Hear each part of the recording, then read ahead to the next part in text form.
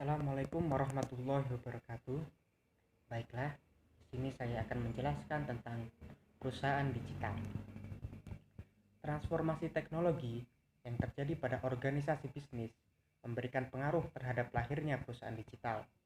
Teknologi informasi dan komunikasi yang diadopsi oleh perusahaan berperan dalam berbagai proses bisnis yang dilakukan oleh perusahaan, baik aktivitas internal maupun aktivitas eksternal. Pada bagian ini akan dibahas tentang elektronik e-commerce dan elektronik business sebagai dua bagian terbesar dari konteks perusahaan digital. Saat ini, fenomena perusahaan digital tidak dapat disangkal lagi telah menjadi buzzword, menjadi tren yang mewarnai kegiatan bisnis di hampir setiap negara. Perusahaan digital dianggap sebagai salah satu produk dari teknologi informasi yang nyata di bidang ekonomi dan bisnis.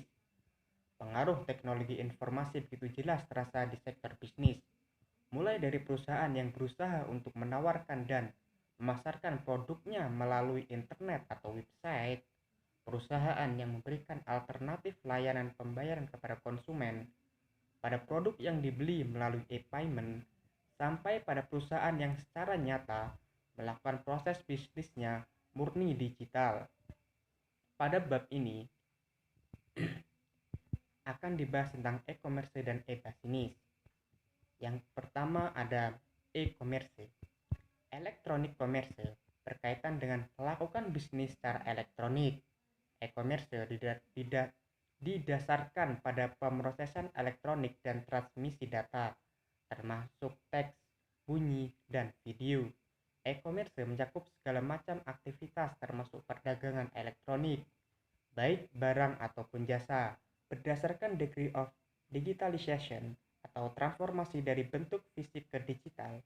E-commerce dapat mencakup tiga hal, meliputi produk atau servis yang dijual, proses, dan delivery agent atau intermediary.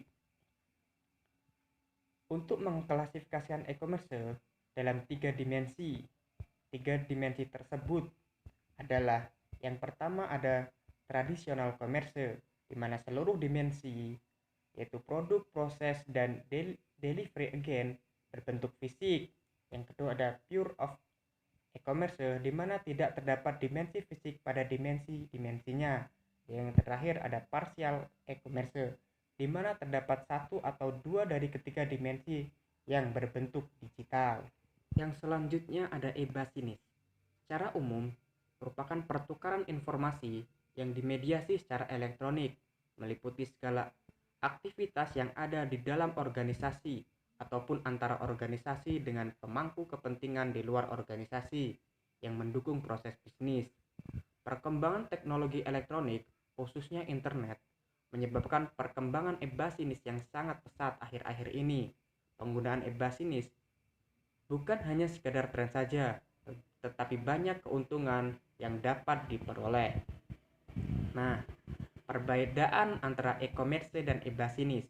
E-business tidak hanya jual dan beli lewat situs jaringan, tetapi lebih diarahkan ke strategi bisnis yang mengubah model atau struktur bisnis. Dengan bantuan teknologi internet, memaksimumkan nilai kepada langganan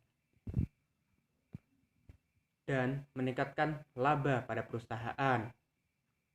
E-business lebih luas dari e-commerce, yaitu tidak hanya melibatkan penjualan dan pembelian barang-barang dan jasa-jasa, tetapi juga melibatkan pelayanan kepada pelanggan, kerjasama dengan rekan atau partner bisnis, dan melakukan transaksi elektronik di dalam suatu organisasi.